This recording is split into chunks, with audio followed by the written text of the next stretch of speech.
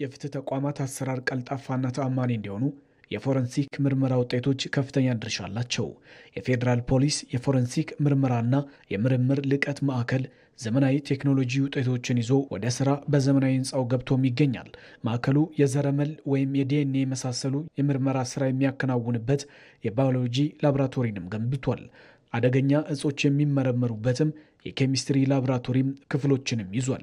እንዲሁም የቃጠሎና የፍንዳታ ላቦራቶሪ በዘመናዊ ቴክኖሎጂም ተዋቅሯል።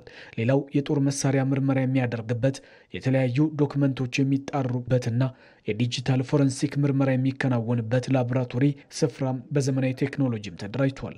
በመሆኑም ተቋሙ አሁን ላይ የሚፈጸሙ ማንኛውንም ወንጀል በዚህ ቴክኖሎጂ በመታገዝም መለየትም ይችላል። ወንጀል በጣም እየረቀቀ የሄደበት ጊዜ ነው። ወንጀል በቀላሉ ከዚህ በፊት በነበረው አይነት መንገድ መርምሮ ውጤት ላይ መድረስ ይከብዳል።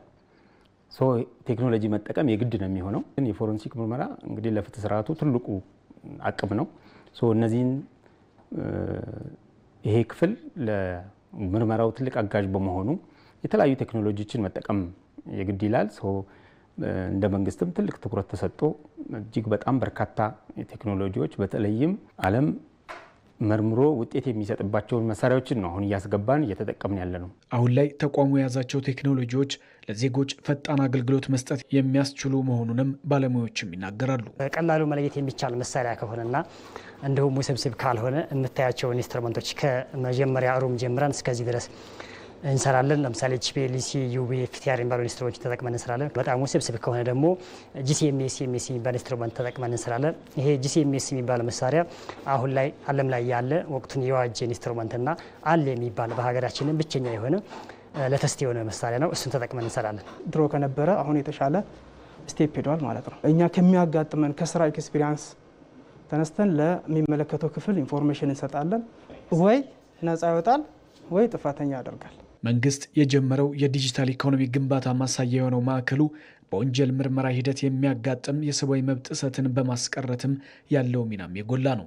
ከዚህ በፊት ሲነሱ የነበሩ ከሰብአዊ መብት ጋር የተያያዙ ጉዳዮች በሙሉ አሁን እጅግ በጣም በሚገባ ማስቀረት የተቻለበት፣ ማንኛውም ተጠርጣሪ አሁን እንደዚህ ሆንኩ ብሎ ሊያነሳ የሚችልበት እድል የሌለበት፣ ሁሉም ነገሮች ከቴክኖሎጂ ጋር ተያይዞ ማስረጃዎቹም መረጃዎቹም ተሰባስበው በሚገባ ፍርድ ቤት የሚቀርብበት ስላለ ይሄ ደግሞ እንደ ሀገር ከዚህ በፊት የምንወቀስበት የነበረውን ነገር በእጅጉ ያስቀረ፣ እኛም የነበረንን አቅም በተፈለገው ደረጃ አሳድገን የተሻለ ስራዎችን እየሰራን ያለንበት ሁኔታ ነው ያለው። የፎረንሲክ ምርመራ ስራ አንድን ወንጀለኛና ከወንጀል ነፃ የሆነንም አካል ለመለየት ያለው ሚናም ከፍተኛ ነው።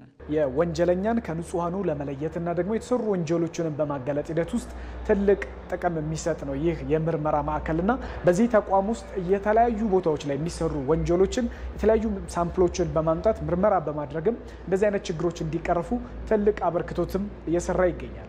በወንጀል ስፍራ ላይ ማስረጃ ተሰብስቦ በአግባቡ ከቀረበ በሚገባ ተመርምሮ የወንጀሉን ፈጻሚ ማንነት፣ ወንጀሉ በምን እንደተፈጸመ፣ በምን ሊፈጸም እንደቻለ፣ እዛ አካባቢ የተገኘውን ምንነትን በሚገባ አረጋግጦ ማስረጃ በመስጠት አንደኛ ለምርመራ ስራው የፖሊስ ምርመራ ሲያከናውን ለምርመራ ስራው እጅግ በጣም አጋዥ ይሆናል።